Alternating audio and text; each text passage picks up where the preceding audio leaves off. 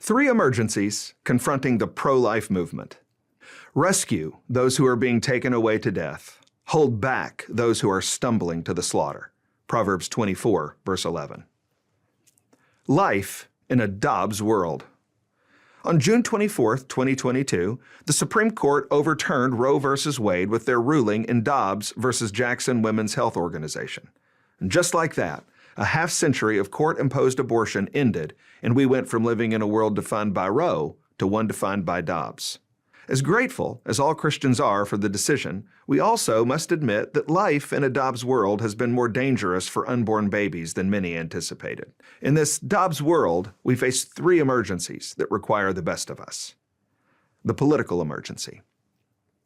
Dobbs directed the fight for life back to the states with mixed results.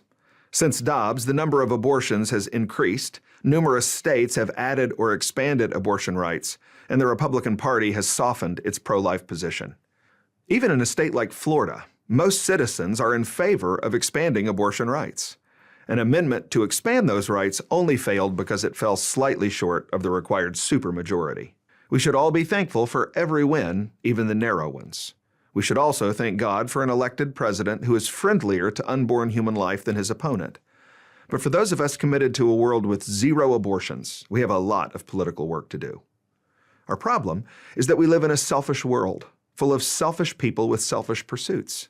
The twisted logic of that world requires the elimination of any threat to our selfishness, even if that threat has a beating heart. The biblical call to rescue those who are being taken away to death requires Christians to place the preciousness of life into the public consciousness at every point. It requires us to make clear that a society that has declared war on babies is one that has declared war on itself. It is a society that has declared war on its future. We must make clear that life is always a glorious gift and never an imposition. This work cannot wait until the next election, but must begin right now.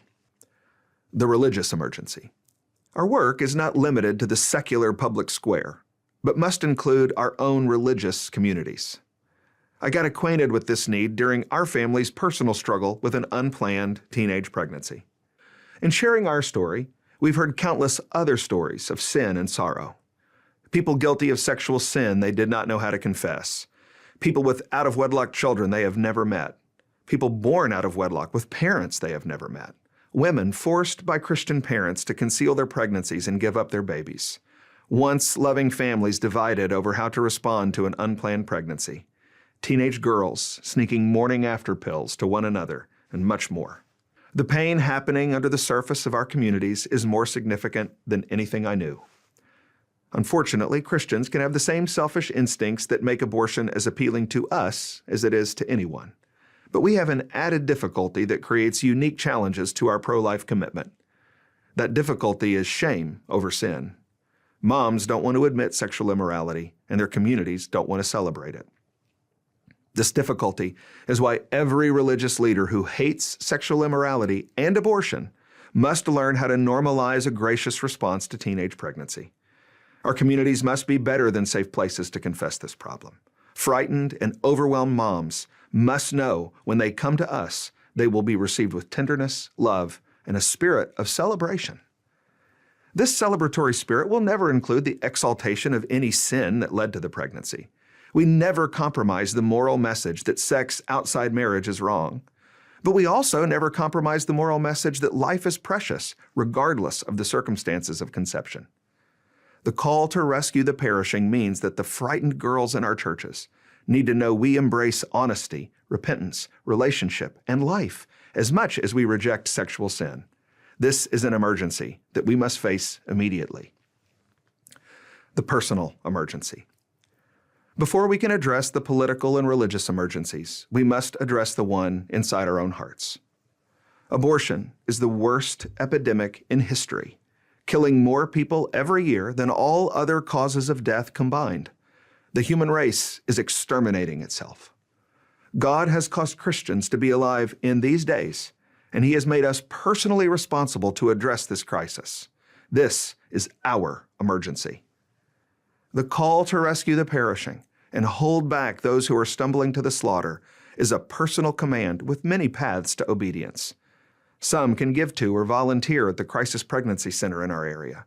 Some can nurture close relationships with their families so children know they will be received with love when they sin. Perhaps you can invest in someone considering an abortion and help them choose life. Maybe you need to adopt. Grace, strength, and hope. Addressing these emergencies will require more than the best of us. It will require the grace of Jesus Christ.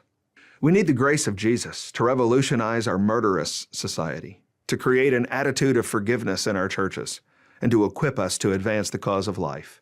That need for grace is good news. Jesus says, "My grace is sufficient for you, for my power is made perfect in weakness." This means Jesus promises to meet us in our weakness and give us his own strength equal to this emergency.